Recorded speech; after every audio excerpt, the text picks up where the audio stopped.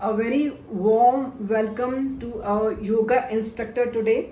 He's a very accomplished person, a veteran in this field, and he's working in yoga field of yoga for past several years. So before I speak about him, I would like instead of speaking about him, I would invite him to say a few words about himself, and then we can begin the podcast. Yeah, just to start with, my name is Gaurisha and born and raised in Bangalore. Um, I did my bachelor's just for education. I did my bachelor's in computer science here in Bangalore, and then uh, I worked in the software field and went to the US to Texas to get an MBA, and then worked in IT consulting. Came back to India, then worked in a couple of companies. The last one was a company called National Instruments, for which I was the head of India R&D. And in about 2012-13, I had started meditation in about 2006, 2005, 6, 7, around that time frame, and a little bit of yoga because I had some knee issues and issues with asthma and stuff like that. But then I started looking at it a little bit more seriously. 2012, I took a sabbatical from my work, from leading the company, and then I spent some time in Rishikesh, practicing yoga, practicing meditation. And then when I came back, I decided that I will pursue this as much as I will pursue my IT career. So I continued to work part-time there, and I started to teach. So I've been teaching for about 6 years now. So that's been my journey. I've educated to be an engineer, and self-educated to be a yoga teacher. How wonderful. So, Gorisha, I was going through your website and I saw a lot of details about Ashtanga Yoga. Now, many my readers, the people I know, they are very curious to know how exactly this is different from, if I can say, Baba Ramdev Yoga or other form of yoga that are available on the internet or teachers. I think this is a very specialized field, Ashtanga Yoga, and it is just not to be done on your own. You have to learn by some guru. So I would like you, I'm requesting you if you can speak something about Ashtanga Yoga, please.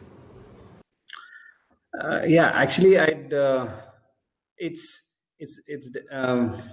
are a few things about it.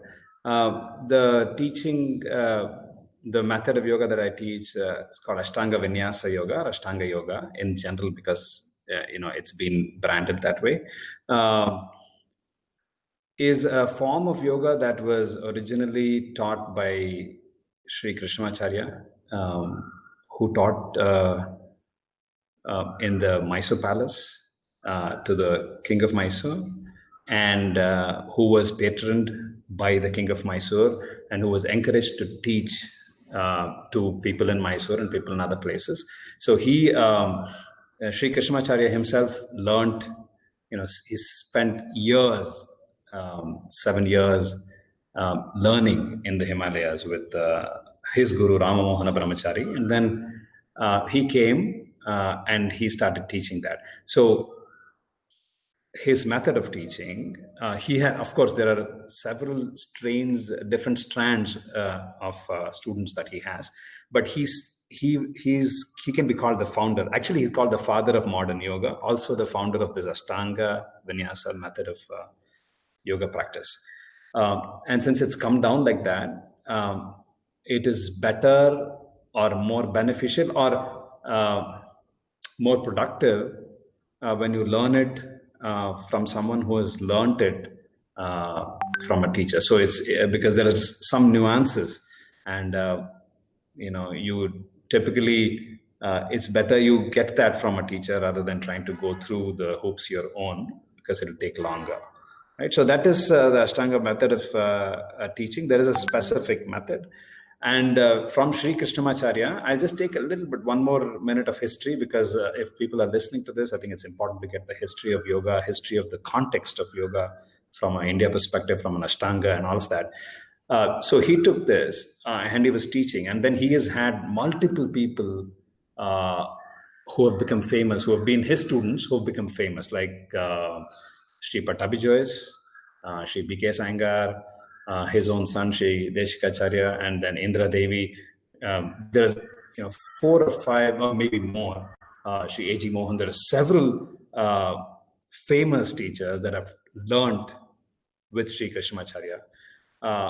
And each of them have taken a slightly different aspect of the yoga with themselves, and they have taught that. So this specific Ashtanga Vinyasa system was taken or was understood and taken from Sri Krishnamacharya by Sri Patabi Joyce, and then transferred on, right? So that is that strain. Then of course Iyengar took another slightly different piece and transferred that onward, and then the other teachers did the same. So this specific Ashtanga Vinyasa system is by Sri, popularized by Sri K. Patabi Joyce, and then currently his grandson teaches in Mysore, Sri Sharad Joyce, and I practice with him, so there's hundreds and thousands of students and hundreds of thousands of people that they've taught. So this method continues in that lineage. But at an overall level, if you're saying Sri Baba Ramdev's system and this, I think there's not much, like there are different schools, different systems. All of this comes under what is in a blanket known as Hatha Yoga. These are all Hatha. These are all techniques that are hard, that require a lot of patience, a lot of dedication, a lot of hard work. Those are all the basis on which these are formed. Whether it's the yoga that you learn, if you may learn from Baba Ramdev, or whether it's the yoga that you learn as Ashtanga Vinyasa from Sri Sharad Joyce or any of the Ashtanga teachers, or from B.K. Sangar, the base is the same. It's Hatha. It's that you need determination, you need patience, you need perseverance, you need discipline, and those things. So that the base is the same. And then, there are different kinds of treatment that's given by different schools. And Ashtanga Vinyasa is a particular treatment of Hatha Yoga. Okay, a very good explanation, very interesting explanation that you have given me, Gaurisha. Wonderful listening to it. Now, when we talk about yoga, so there are 2 types of people who ask me about yoga when they are curious about their health. There is a section of people who are not well. Let's say they are suffering from high blood pressure, or they have diabetes, or some other health problem. And then there are other people who are very young, and they just want to learn yoga to be more flexible, to increase longevity, or just to feel good, to be healthy, to maintain their life. So the explanation you have given me about Hatha Yoga, Ashtanga Yoga, so is it applicable to both part of people I've talked about, or is it not? It is advised not to be used for people who have high blood pressure, for diabetes. As an expert, whom would you recommend this yoga to? See, yoga itself needs to be accustomed to the student. So yoga can be practiced by anyone. So there are no restrictions on who can practice.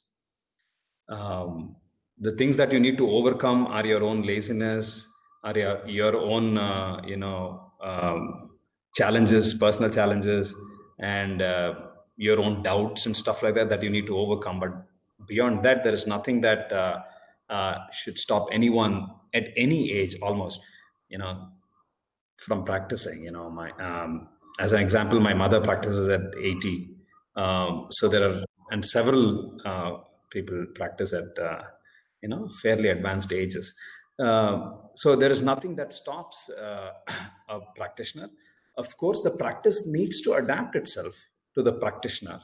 And the practitioner, if he gets a teacher who is able to understand and adapt it, he will benefit from that practice. So you cannot put a 15-year-old person and a 75-year-old person in the same class trying to do the same thing. It just doesn't work. So you need to try and make sure that you have the understanding and the ability to customize it to the person, the student in front of you. And that's important. All right. So, how can you go about it? Like, I am living in Bangalore. So, suppose I want to join your classes. So, can I do it online or I have to come to your studio? And if yes, so how many hours in a week would suffice as a beginner to join Ashtanga Yoga? So ideally, what it would be. So while you're building the foundations, I think you'll need to spend a little bit more time. The way my classes are structured is that I have 6 classes a week. And I do have students coming from quite far and stuff like that. But yeah, I know it can be a challenge. Now with the COVID stuff, I think I'm also looking to try and move some of my classes to online, as I found new students who are far or not even in the city, who'd still like to benefit from the teaching. So you'll probably end up needing to spend about an hour a day for about 6 days a week for 3 months to be able to get some basics, understanding your breathing, working with your breathing, understanding some basic poses, building some basic flexibility, some basic strength. And once you have that, you can be a little bit more offline. You will be able to work with the teacher even without his presence, through just suggestions or just being on a call or doing a demo and stuff like that. But you need to, in the initial stages, I think corrections on a very regular basis helps set a good foundation. The reason I'm asking this question is because sometimes people, my friends group and some people at work, they say that it is very nice due to the YouTube is there, so you can just open any channel on yoga and we can start practicing. But sometimes I feel, and some my colleagues they also feel that certain asana, certain difficult posture should be done only with the help, with the guidance of a guru like you, because if you do something wrong or if you have high blood pressure, for example, you should be in touch with a guru so he can explain the nuances of if something is wrong. That is why I was asking you. Yeah. The reason I'm asking this question is because sometimes people, my friends group and some people at work, they say that it is very nice due to the YouTube is there, so you can just open any channel on yoga and you can start practicing. But sometimes I feel, and some my colleagues they also feel that certain asana, certain difficult posture should be done only with the help, with the guidance of a guru like you, because if you do something wrong or if you have high blood pressure, for example, you should be in touch with a guru so he can explain the nuances of if something is wrong. That is why I was asking you. Yeah, sure, absolutely. I think you bring up a very valid point.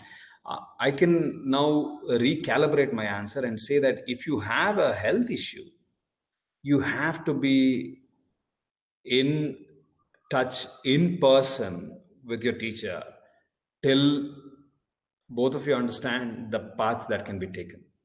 But if you don't have, major any health issues, and you're fairly, you're, in your fairly young, 30, 40, 50, and you're doing well, healthy, then you can, you can attempt to start some practice online.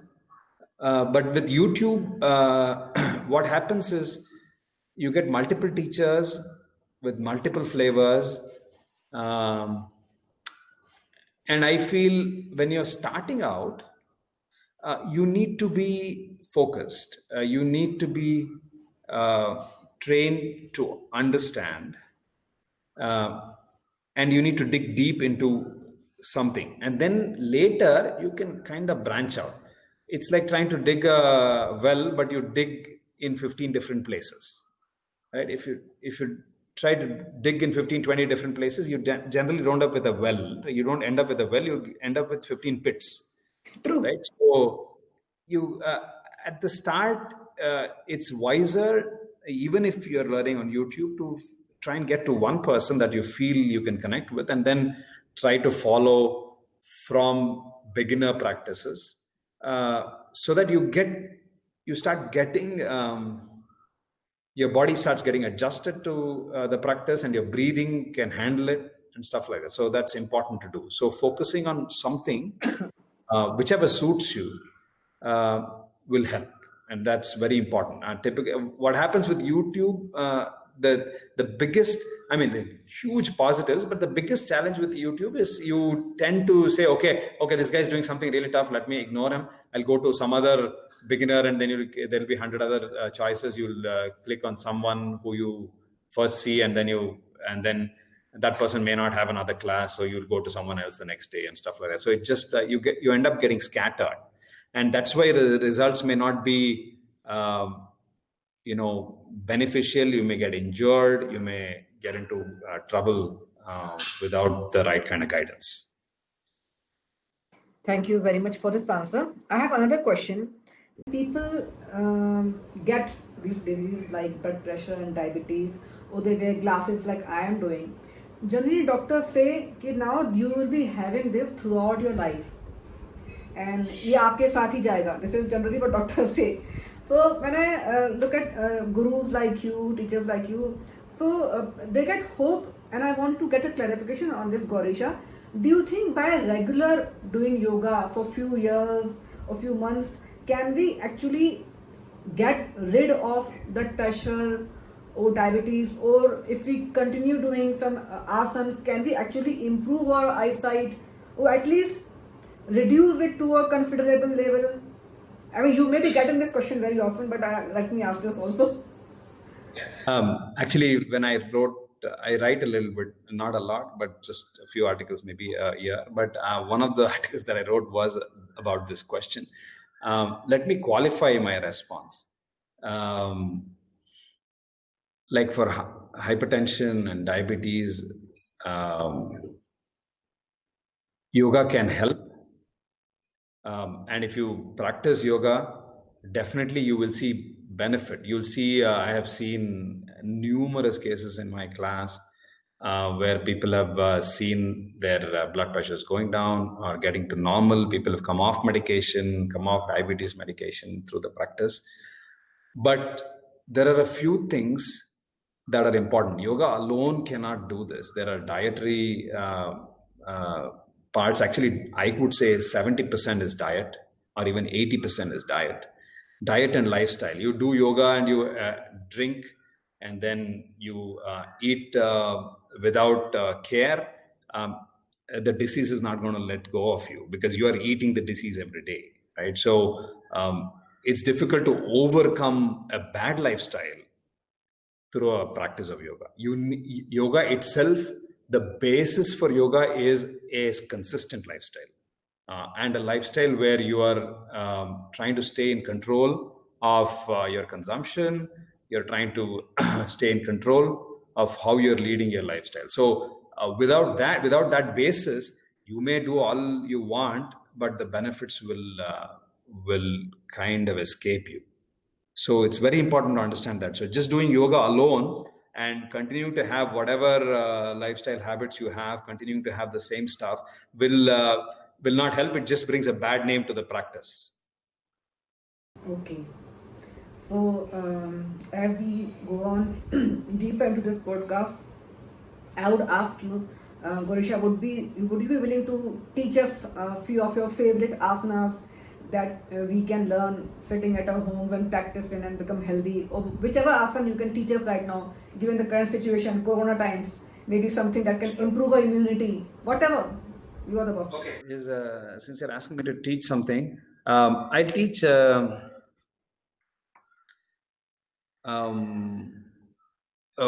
basic, which is the Surya Namaskar, which is the foundation for the Ashtanga practice. And then I can demo a couple of things that emerge out of if you can do that practice well. Okay. Sure. We are watching.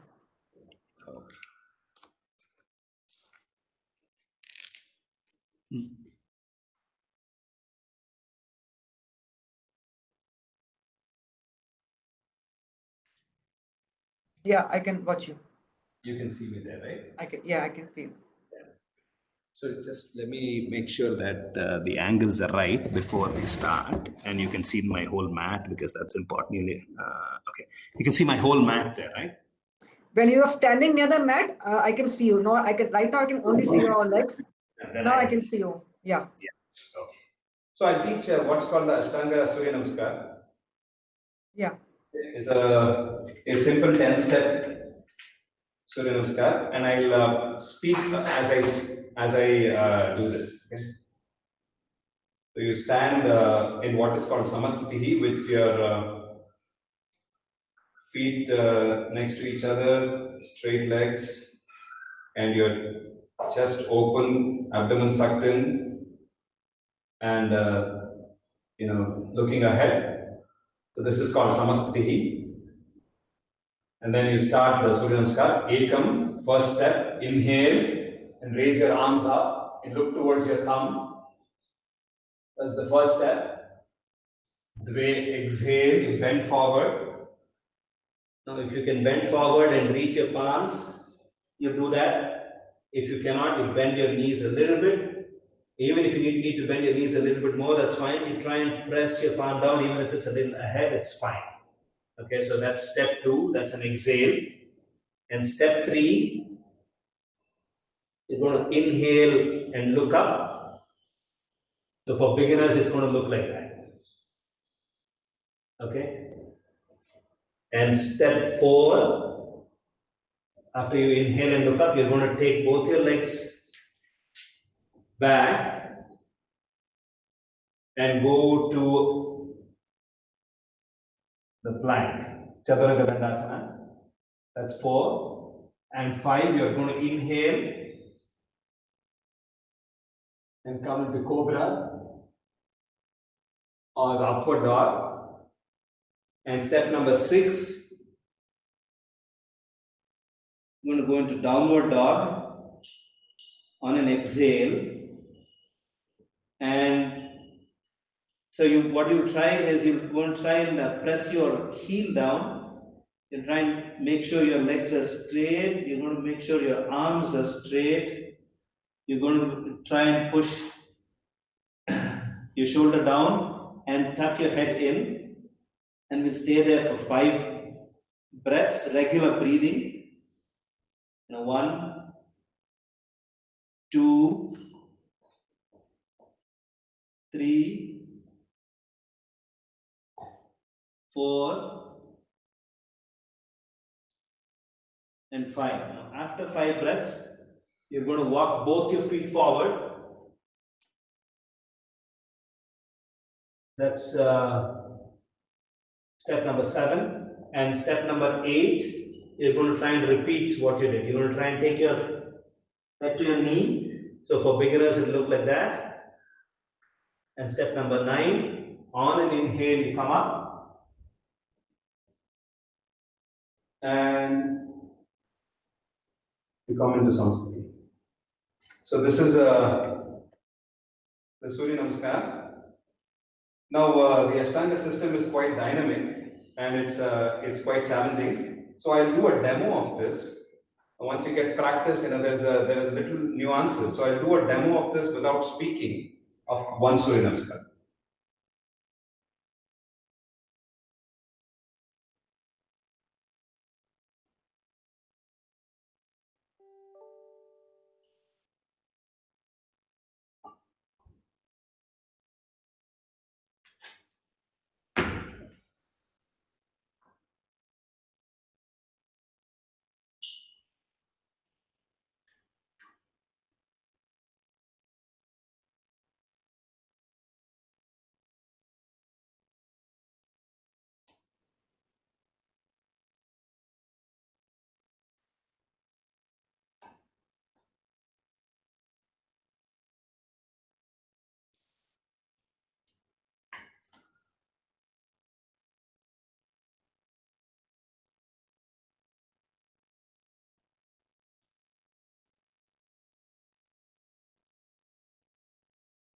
So that's how it should look once you have. Wonderful. What a wonderful performance. Spectacular. I don't think I can do what you did right now. It takes some practice, yes. Lots of practice for me. I don't know how many months I learned before how we jumped. Amazing. So this is the basic, and then you progress. That was basic. Wow. No, Wow. the first one that I showed is the basic, and then you start progressing to what I showed you later. So it's it's the very first Surya Namaskar itself can be quite challenging. Now you see that I'm starting to sweat a bit. So No, I think you're not even breathless. You're just talking so effortlessly. And I am breathless after looking at you. And you continue talking. Very nice. I'm so impressed. I'm sure your students are so lucky to have you as a teacher, Gorisha. well, both ways, I think. I have students, and I'm lucky for that. Which part of Bangalore you have your studio in, Gorisha? I have it in Baswangudi, Vasanagudi. The famous Bull Temple you have. very close to Bull Temple. It's probably about 400 or 500 meters. Okay, that's very approachable to the students if they want to come from all over Bangalore, I guess. It is very easy to approach. So the old Bangalore, I think, is very approachable. It's only for, I think, the electronic city, Whitefield, that it gets really far. But for a lot of the old Bangalore, South Bangalore, I would say, it's quite approachable. Do you take classes in the evening also? Yes, we have morning and in the evening, and hopefully, with if we get back to classes, we were planning to have classes in the afternoon from 11 to 1 and stuff. So we should have classes, fairly, 2-3 times during the day. Some options for students. I have one last question for you, Gorisha, before I ask for your comments. So, which is not exactly related to yoga, but because you are into wellness, so you may have some inputs on this. We keep on hearing about intermittent fasting. Like few minutes back, you were talking about how yoga can be combined with a healthy lifestyle. It cannot be done if you are eating paratha, for example, 3 times in a day. So these days I keep on reading about intermittent fasting, wherein you do not eat for a very long period of time. For example, if I have my dinner at 6 p.m. in the evening, I should eat probably tomorrow morning at 10 a.m. Something like that. So do you recommend intermittent fasting, and is it good to go hungry for a long period of time? What do you think? And okay, so I would express my opinion. This is literally what we do every day. That's a practice for me. So I typically end my eating day at about, say, 6:30 or 7, and then I only eat at say about 9:30 in the morning after my classes and everything. So I think it helps a lot.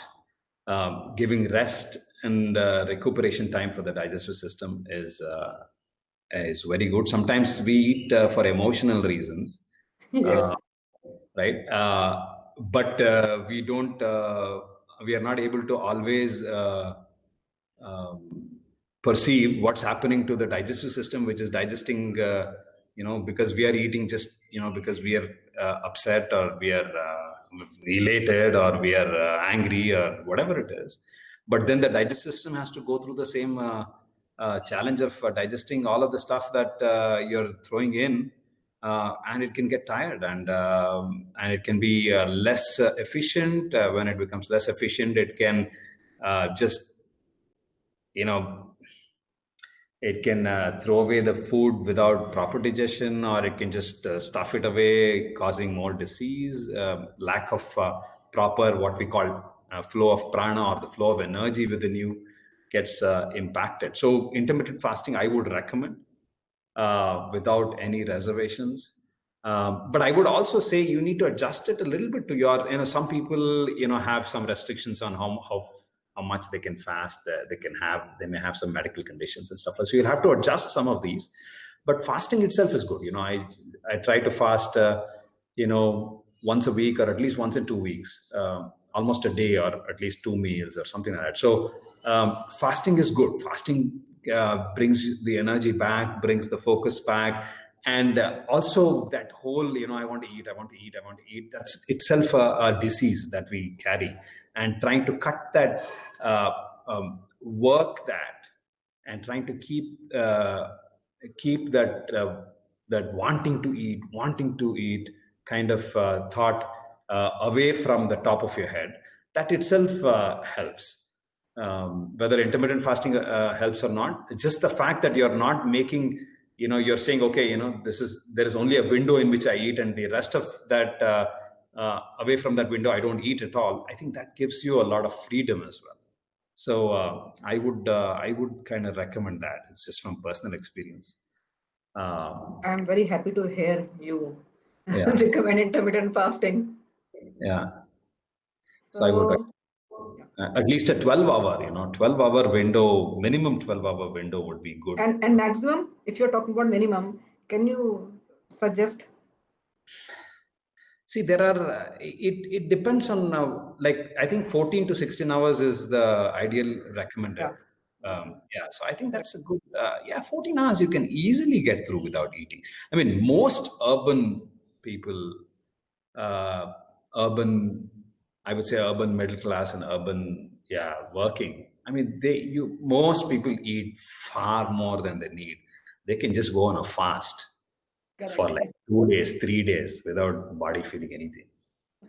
It's just a emotional situation. I mean, so you can fast without without really any concerns, except for if you have medical conditions where the doctor says that something happens with your system. So in those cases, you may have to train your body over time for fasting.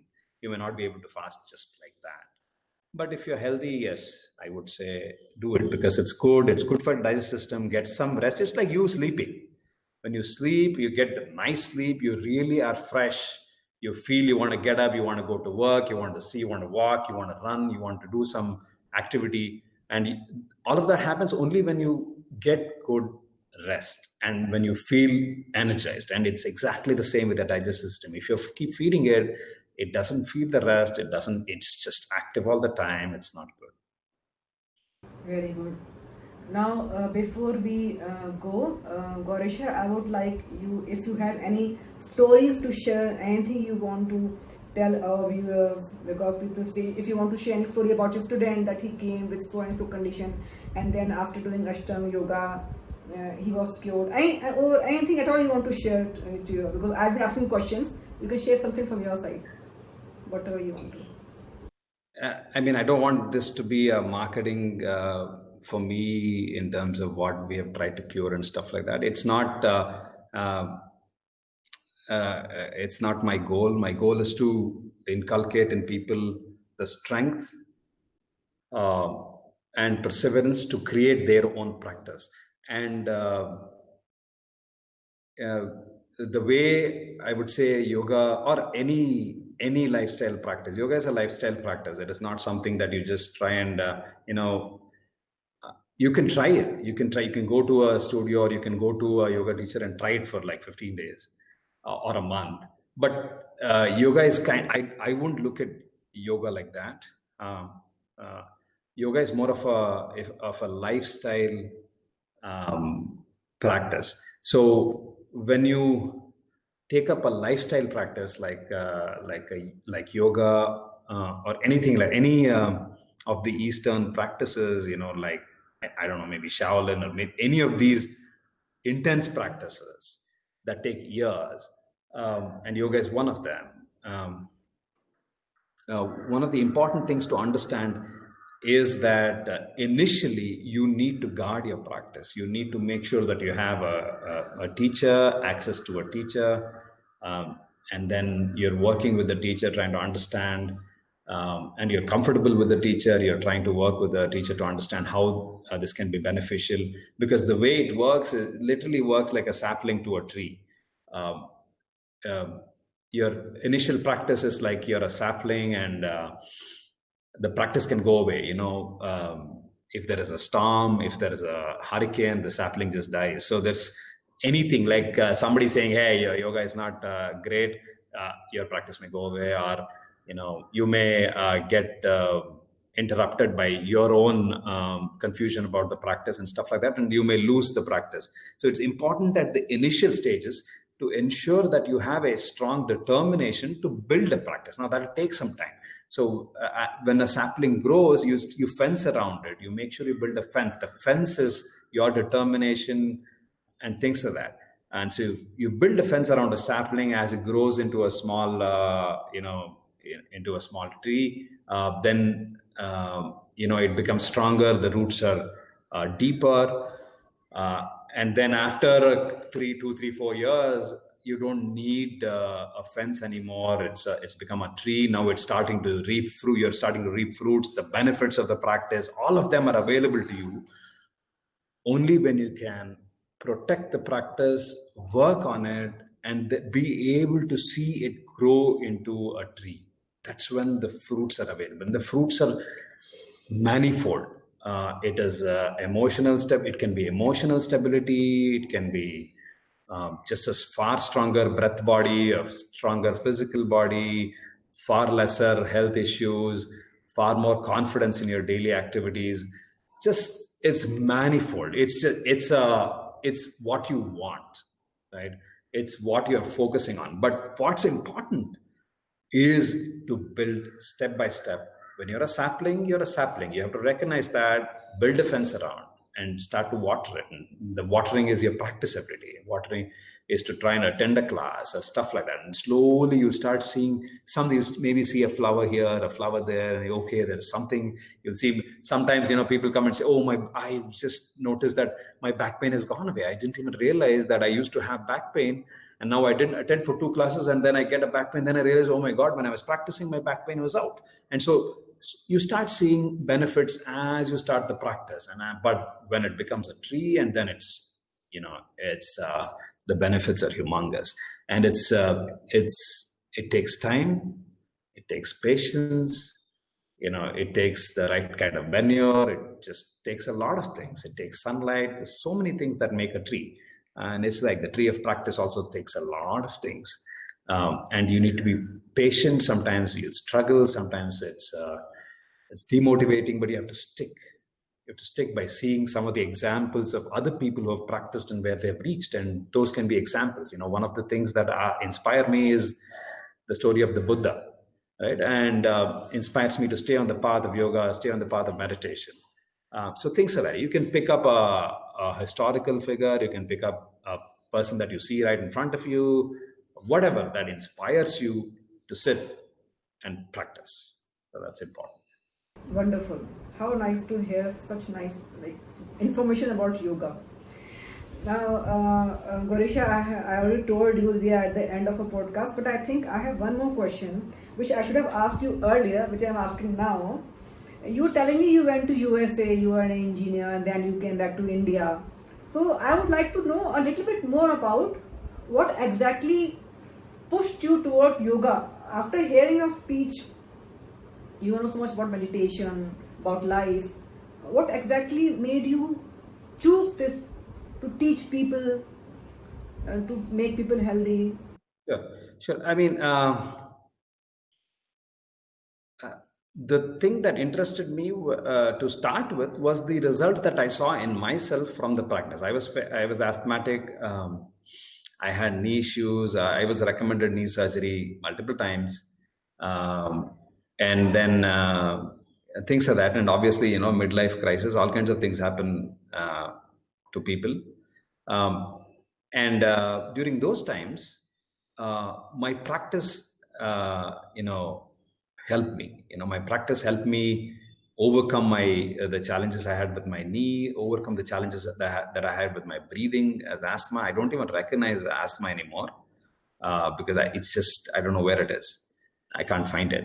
But so I saw great benefit from the practice, both emotionally, both the strength of the ability to take decisions, and the ability to stay calm and firm-footed, and also the physical benefits of the practice. So when I saw that, and I felt I had an opportunity, I was also, coming from an engineering background, background of science, I felt, there's a, this is quite scientific. Sometimes when I see people talking about it, they talk about it very mystically. I don't see anything mystical about this at all. It's rooted in a lot of science.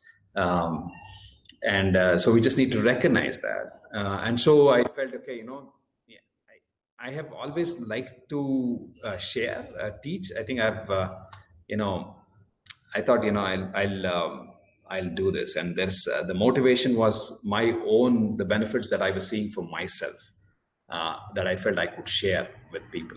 So that's really what motivated me to come out of my education. I mean, I've not come out of it. I continue to use all of all of the science that I've learned and engineering and everything in whatever I'm doing in the practice. But yeah, to come out of it from a traditional form and do what I'm doing. Very nice to hear about how you came into yoga. I think, yeah, that's it. It was wonderful talking to you, Gaurisha. And I hope my viewers are also going to benefit from what you have told us today. And I hope to interview again sometime soon with some more questions which I get from my viewers. Thank you so much for your time. You have a nice day and nice rest of the week. Okay. All right. Thanks.